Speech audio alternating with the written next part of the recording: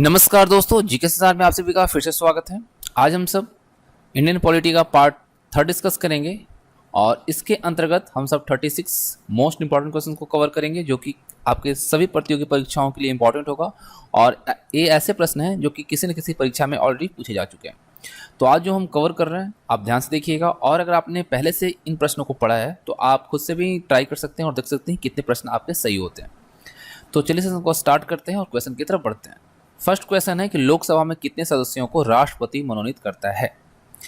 तो आप सबको पता है कितने होते हैं। ऑप्शंस हैं 5, 4, 3 और यहाँ पे ऑप्शन ले लीजिए 0।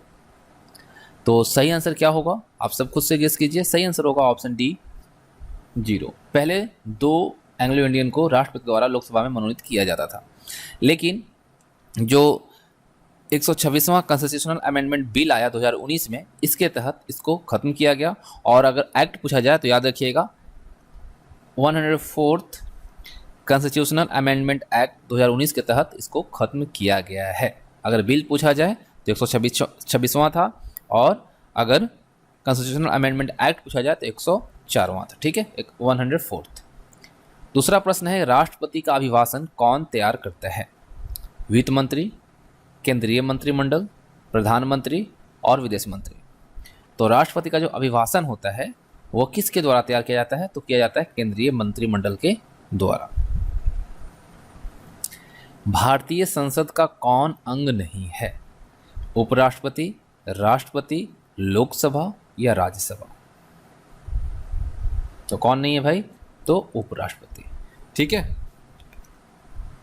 देखिए इसके बारे में थोड़ा मैं फैक्ट आपको बता दूं कि संसद जो है वह संविधान में संसद का जो प्रावधान दिया गया है वह आर्टिकल 79 के तहत दिया गया है। ठीक है, और संसद के 3 अंग हैं, राष्ट्रपति, लोकसभा और राज्यसभा। संसद के सत्र को राष्ट्रपति द्वारा बुलाया जाता है, आप सबको पता है। और जो संसद है उसका जो उच्च सदन होता है वो राज्यसभा कहलाता है, और द्वितीय सदन जो है आप सबको पता है किसको कहा जाता है, लोकसभा को कहा जाता है। ठीक है, राज्यसभा को उच्च सदन कहा जाता है और जो निचला सदन कहलाता है वो लोकसभा को कहा जाता है। राज्यसभा के प्रथम उपसभापति की अगर हम बात करें तो SV कृष्णमूर्ति राव थे, इसी को याद रखिएगा। और अगर आपसे पूछा जाए कि राज्यसभा का गठन कब हुआ था तो 3 अगस्त 1952 को हुआ था। ठीक, और इसमें अधिकतम जो राज्यसभा में मेंबर हो सकते हैं वो हो सकते हैं 250। ठीक है, और इसमें 12 सदस्यों को राष्ट्रपति द्वारा मनोनीत किया जाता है या करते हैं। ठीक है, और राज्यसभा के सदस्यों का जो कार्यकाल होता है वो 6 वर्षों का होता है। ये कभी भी विघटन नहीं होता है क्योंकि यह एक अस्थायी सदन है।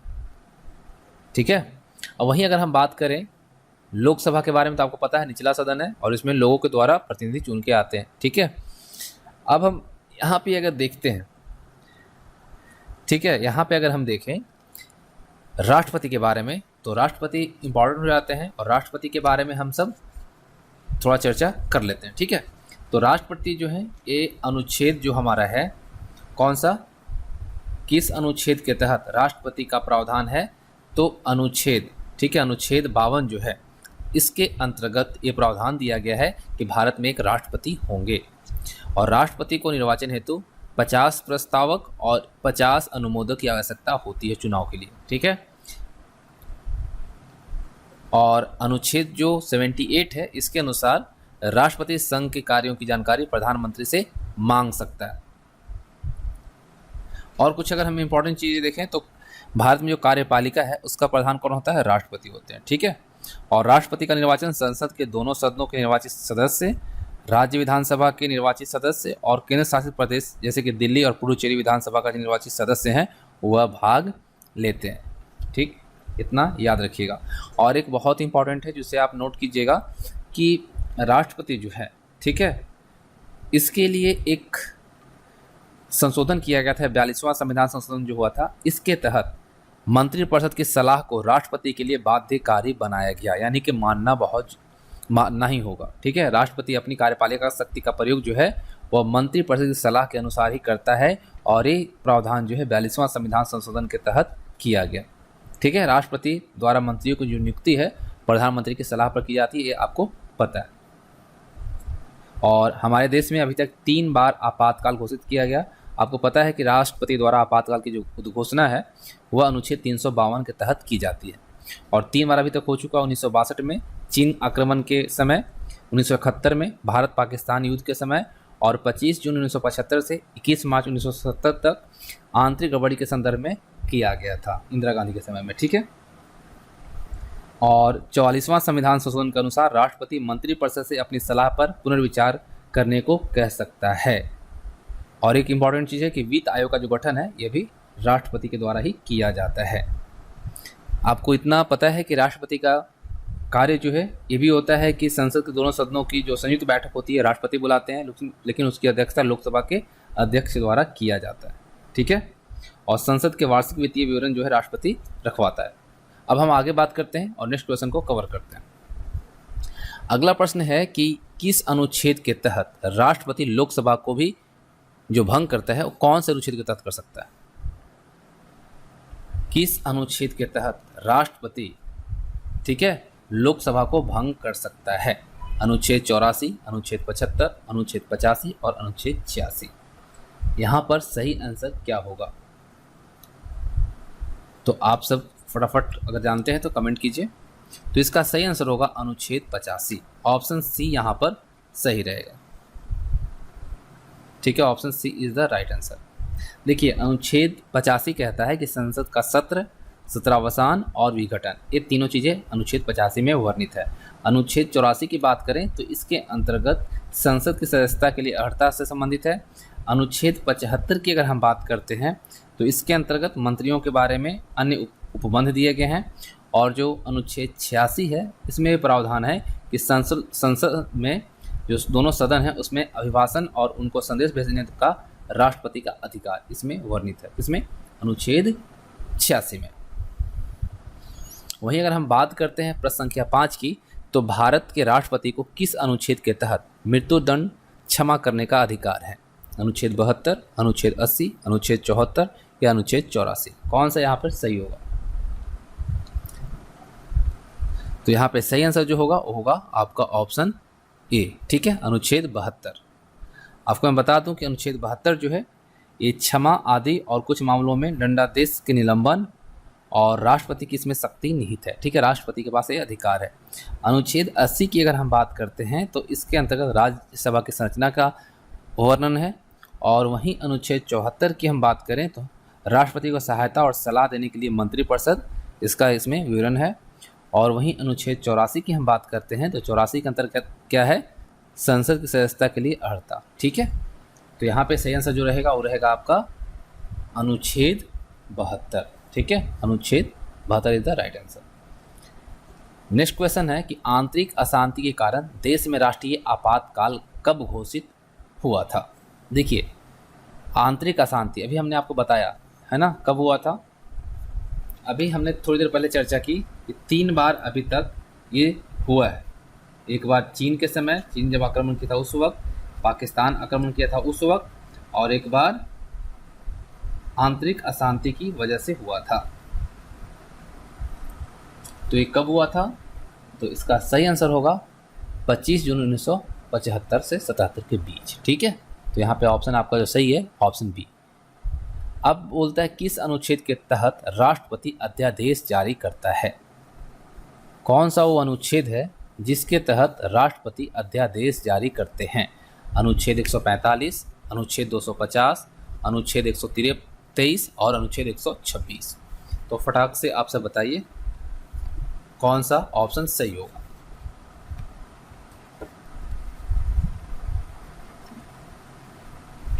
तो यहाँ पे जो सही आंसर होगा प्रश्न संख्या 7 का वो होगा ऑप्शन सी, अनुच्छेद 123।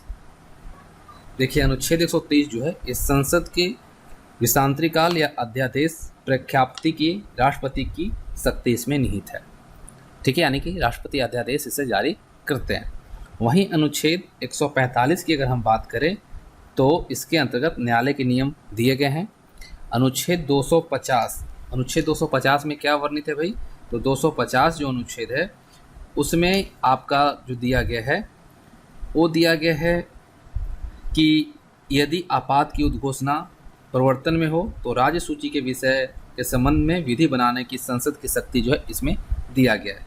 वहीं अनुच्छेद 126 जो है इसके अंतर्गत कार्यकारी मुख्य न्यायमूर्ति की नियुक्ति के बारे में वर्णित किया गया। अब यहाँ पे प्रश्न संख्या 8 कहता है कि राज्यसभा के कितने सदस्य प्रति 2 वर्ष के पश्चात सेवानिवृत्त हो जाते हैं, यानी कि प्रत्येक 2 वर्ष पे कितने जो मेंबर्स हैं, मेंबर्स ऑफ राज्यसभा, वो सेवानिवृत्त होते हैं। 1/3, 2/3, 1/4 और 3/3। तो कितने होते हैं? तो 1/3, 1/3। ठीक है, प्रत्येक 2 साल पर 1/3 क्या होते हैं? सेवानिवृत्त होते हैं। अगला प्रश्न है कि उपराष्ट्रपति को शपथ कौन दिलाता है? मुख्य न्यायाधीश, राष्ट्रपति, उपराष्ट्रपति या लोकसभा के अध्यक्ष? तो कौन दिलाता है? राष्ट्रपति। वहीं अगर आप पूछा जाए कि राष्ट्रपति को कौन दिलाता है तो मुख्य न्यायाधीश। ठीक है। प्रश्न संख्या 10 देखिए, भारत के प्रथम दलित राष्ट्रपति कौन थे? संजीव रेड्डी, वीवी गिरी, के.आर. नारायणन और ज्ञानी जैल सिंह। तो कौन थे भाई? तो थे के.आर. नारायणन। ठीक है, ऑप्शन यहां पर सी करेक्ट रहेगा। प्रश्न संख्या 11 देखिए, भारत का प्रथम कार्यवाहक राष्ट्रपति कौन थे? भारत के प्रथम कार्यवाहक राष्ट्रपति कौन थे? कौन थे? प्रश्न संख्या 11 का सही आंसर क्या रहेगा? तो यहाँ पे सही आंसर रहेगा वीवी गिरी। ठीक है, कार्यवाहक राष्ट्रपति जो थे हमारे देश के प्रथम वो थे वीवी गिरी। प्रश्न संख्या 12 है कि राष्ट्रपति का चुनाव लड़ने वाली प्रथम महिला उम्मीदवार कौन थी? मोस्ट इंपॉर्टेंट प्रश्न है। तो यहाँ पे सही आंसर जो रहेगा वो रहेगा कैप्टन लक्ष्मी सहगल। ये जो है 2002 में चुनाव लड़ी थी और किसके विरुद्ध? तो मिसाइल मैन ऑफ इंडिया जो कहे जाते हैं कलाम जी, उनके विरुद्ध। ठीक है, कलाम के विरुद्ध लड़ा था इन्होंने और ये हार गई थी। और आपको पता है कि प्रतिभा पाटिल जो है भारत की पहली महिला राष्ट्रपति बनी थी, फर्स्ट प्रेसिडेंट बनी थी, वुमेन प्रेसिडेंट। ठीक है, और वहीं अगर पूछा जाए कि द्वितीय या फिर प्रथम आदिवासी महिला राष्ट्रपति भारत की कौन बनी, तो द्रौपदी मुर्मू। ठीक है, मुर्मू बनी है। और एक कौन से नंबर की बनी है? 15वीं राष्ट्रपति बनी है। चलिए प्रश्न संख्या 13 करते हैं। प्रश्न संख्या 13 क्या कहता है कि राष्ट्रपति का मासिक वेतन कितना है? यानी कि जो राष्ट्रपति का मंथली वेतन मिलता है वो कितना मिलता है? 4 लाख, 5 लाख, 4.5 लाख या 6 लाख? तो नो डाउट आपको पता है 5 लाख मिलता है। और रिटायरमेंट के बाद 1.5 लाख मिलता है। ठीक है, रिटायर होने के बाद इनको कितना मिलता है? 1.5 लाख मिलता है पेंशन के तौर पे। अब देखिए, भारत का एकमात्र मुख्य न्यायाधीश कौन है जो भारत के कार्यवाहक राष्ट्रपति के पद पर कार्य कर चुके हैं? ऑप्शन है पी.एन. भगवती, आर.एस. पाठक, रंगनाथ मिश्र और एम. हिदायतुल्ला। तो नो डाउट आप सबको पता है आंसर होगा एम. हिदायतुल्ला। प्रश्न संख्या 15 कहता है कि संसद का सदस्य नहीं होने पर कोई नागरिक कितने समय तक मंत्री के पद पर रह सकता है? अगर कोई मंत्री है जो कि न राज्यसभा का न लोकसभा का सदस्य है तो कब तक वो अपने मंत्री पद पर रह सकता है? 2 माह, 4 माह, 6 माह या 3 माह? तो इसका सही आंसर क्या रहेगा? 6 माह। ठीक है, 6 माह के अंदर उसे राज्यसभा या लोकसभा से चुनकर आना होगा, उसके बाद ये मंत्री पद को कंटिन्यू कर सकता है, अदरवाइज उसे उस पद को छोड़ना होगा। प्रश्न संख्या 16 है, अभी तक भारत में कुल कितनी बार राष्ट्रीय आपात लागू किया जा चुका है?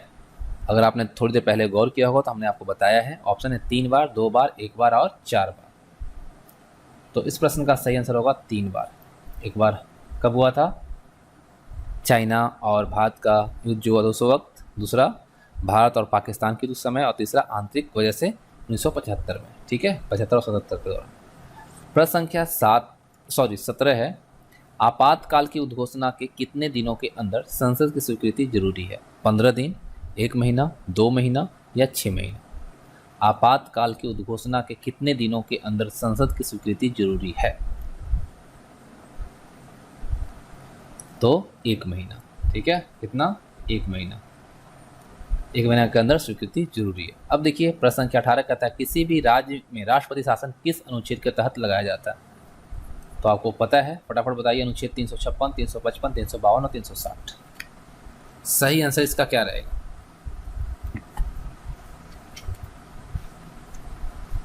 कौन सा अनुच्छेद के तहत राष्ट्रपति शासन लगाया जाता है? तो यहाँ पे सही आंसर जो रहेगा वो आपका रहेगा 356। अनुच्छेद 356 के तहत राष्ट्रपति शासन लगाया जाता है। ठीक है, तो यहाँ पर 356 जो है सही रहेगा। राज्य में संवैधानिक तंत्र जो विफल हो जाती है तो क्या होता है? राष्ट्रपति शासन लगाया जाता है। तो यहाँ पे सही आंसर रहेगा ऑप्शन ए। वहीं अगर हम 355 की बात करें तो अनुच्छेद 355 जो है बाह्य आक्रमण और आंतरिक अशांति से राज्य की संरचना सुरक्षा करने के लिए संघ का कर्तव्य है जो इसमें वर्णित है। वहीं अगर हम 352 की बात करें तो हम लोगों ने देखा 352 जो है ये क्या कहता है? आपात की उद्घोषणा। और अनुच्छेद 360 जो है वित्तीय आपात के बारे में उपबंध है। ठीक है, अब प्रश्न संख्या 19 कहता है कि किसी भी राज्य में राष्ट्रपति शासन की अधिकतम समय सीमा कितनी होती है? 6 माह, 1 माह, 3 वर्ष या 5 वर्ष? मतलब कि राष्ट्रपति शासन अधिकतम कितने समय तक लगाई जा सकती है? तो इसकी समय सीमा जो है 3 वर्ष की है। ठीक है, अधिकतम 3 वर्ष तक लगाई जा सकती है। लेकिन इसके लिए क्या है कि जो टर्म होगा वो 6 मंथ का होगा। 6 मंथ करके अधिकतम 3 वर्ष तक लगाया जा सकता है। अब देखिए अगला प्रश्न है प्रश्न संख्या 20। राष्ट्रीय आपात की उद्घोषणा कौन करता है? राष्ट्रपति, प्रधानमंत्री, लोकसभा के अध्यक्ष या मुख्य न्यायाधीश? तो नो डाउट हम लोगों ने देखा कौन करते हैं, तो राष्ट्रपति करते हैं। अब देखिए राष्ट्रपति और उपराष्ट्रपति के चुनाव संबंधी विवाद की सुनवाई कौन करता है? अगर राष्ट्रपति और उपराष्ट्रपति के चुनाव संबंधी कोई विवाद है तो उसका कौन निवारण करेगा? मंत्रिमंडल करेगा, निर्वाचन आयोग करेगा, उच्च न्यायालय करेगा, उच्चतम न्यायालय करेगा? तो इसका जो निवारण होगा, जो सुनवाई करेगा, वो उच्चतम न्यायालय करेगा, यानी कि सुप्रीम कोर्ट करेगा। चलिए आगे हम देखते हैं। और उससे पहले थोड़ा मैं आपको बता दूं कि संसद के बारे में हम जब बात कर रहे हैं तो थोड़ा सा उपराष्ट्रपति के बारे में बात कर लेते हैं। उपराष्ट्रपति के बारे में हम लोगों ने चर्चा नहीं किया। जो हमारा संविधान है उसके 63वां जो अनुच्छेद है उसमें इसके बारे में वर्णित है कि हमारे देश में एक उपराष्ट्रपति होंगे। और आपको मैं बता दूं उपराष्ट्रपति राज्यसभा का सदस्य नहीं होता है। ठीक है, इस वजह से उसे मतदान करने का अधिकार नहीं है। ठीक है, राज्यसभा जो है उसका क्या होता है? उपराष्ट्रपति पदेन सभापति होते हैं। ठीक है, और उपराष्ट्रपति राज्यसभा का सदस्य नहीं होता, इस वजह से इसे मतदान का अधिकार नहीं होता। और संविधान में उपराष्ट्रपति के पद का प्रावधान अमेरिका के संविधान से ग्रहण किया गया है। इस चीज़ को भी आप याद रखिएगा। और उपराष्ट्रपति का जो वेतन है वो 4 लाख रुपए प्रति माह है। और उपराष्ट्रपति का जो समय होता है वो होता है 5 वर्ष का। और उपराष्ट्रपति अपना त्यागपत्र किसे देगा? कई दफ़ा क्वेश्चन पूछा गया है कि उपराष्ट्रपति अपना त्यागपत्र किसे सौंपेगा? तो राष्ट्रपति को, याद रखिएगा। ठीक है, और अगर राष्ट्रपति पद रिक्त है तो उस दौरान उपराष्ट्रपति क्या करते हैं? एज ए राष्ट्रपति के तौर पे कार्य करता है और अधिकतम 6 महीने तक कार्य कर सकता है। ठीक है, और अगर उपराष्ट्रपति का निर्वाचन की बात करें तो संसद के दोनों सदनों के सदस्यों से मिलकर बनने वाले निर्वाचक गण के सदस्यों द्वारा अनुपातिक प्रतिनिधित्व पद्धति के अनुसार एकल संक्रमणीय मत पद्धति द्वारा होता है। और उपराष्ट्रपति को उसके पद राज्य परिषद अथवा राज्यसभा के प्रस्ताव के द्वारा हटाया जा सकता है। ठीक है, इस चीज़ को आप याद रखिएगा। चलिए आगे बात करते हैं और हम बात करते हैं प्रश्न संख्या 22 के बारे में। तो प्रश्न संख्या 22 है कि अब तक भारत में कितनी बार वित्तीय आपात घोषित किया जा चुका है? बताइए कितनी बार किया जा चुका है? तो अभी तक एक भी बार नहीं हुआ है। ठीक है, हमारे देश में वित्तीय आपात अभी तक घोषित नहीं हुआ है। प्रश्न संख्या 23 है राष्ट्रपति पर महाभियोग किस अनुच्छेद के तहत लगाया जाता है? कौन सा वो आर्टिकल है जिसके तहत राष्ट्रपति पर महाभियोग लगाया जाता है? तो है अनुच्छेद 61, याद रखिएगा। कौन सा? आर्टिकल 61। प्रश्न संख्या 24 है राष्ट्रपति के निर्वाचन में कौन भाग लेता है? राष्ट्रपति का चुनाव अभी लेटेस्ट में हुआ, तो आप सबको पता है इसमें कौन भाग लेता है। लोकसभा के निर्वाचित सदस्य, राज्यसभा के निर्वाचित सदस्य, विधान सभाओं के निर्वाचित सदस्य या उपयुक्त सभी। तो यहाँ पे सही आंसर क्या रहेगा? सभी, है ना। लोकसभा के निर्वाचित सदस्य लेते हैं, राज्यसभा के भी निर्वाचित सदस्य लेते हैं और विधानसभा के निर्वाचित सदस्य भी इसमें पार्ट लेते हैं। तो यहाँ पे सही आंसर होगा ऑप्शन डी। ठीक है, अब चलिए प्रश्न संख्या 25 करते हैं। प्रश्न संख्या 25 क्या कहता है, देख लेते हैं हम लोग। ये रहा, राष्ट्रपति के उम्मीदवार के नामांकन हेतु कितने प्रस्तावक एवं कितने अनुमोदक आवश्यक हैं। अगर आपने ध्यान दिया होगा तो हमने आपको बताया कि राष्ट्रपति के उम्मीदवार के नामांकन हेतु कितने प्रस्तावक की जरूरत होती है। तो होती है 50 प्रस्तावक और 50 अनुमोदक की। ठीक है, तो यहाँ पे ऑप्शन आपका सी करेक्ट रहेगा। राष्ट्रपति का निर्वाचन का उल्लेख किस अनुच्छेद में किया गया? हमने आपको अभी बताया, अनुच्छेद 54, अनुच्छेद 55, अनुच्छेद 61 और 72 किसमें किया गया? किसमें किया गया है? तो ये किया गया अनुच्छेद 54 में। याद रखिएगा, राष्ट्रपति का निर्वाचन का उल्लेख अनुच्छेद 54 में है। राष्ट्रपति के कार्य एवं शक्तियां किस देश के शासनाध्यक्ष के समतुल्य है? संयुक्त राज्य अमेरिका, फ्रांस, इंग्लैंड और कनाडा। तो किसके? इंग्लैंड के। ठीक है, ऑप्शन सी यहां पर सही होगा। प्रश्न संख्या 28 कीजिए। भारत का प्रथम नागरिक कौन होता है? प्रधानमंत्री, मुख्य न्यायाधीश, राष्ट्रपति या उपराष्ट्रपति? तो नो डाउट आप सबको पता है कि भारत के प्रथम नागरिक जो होते हैं वो राष्ट्रपति होते हैं। इस लिहाज से हमारे देश के प्रथम जो नागरिक हैं वो कौन है? द्रौपदी मुर्मू।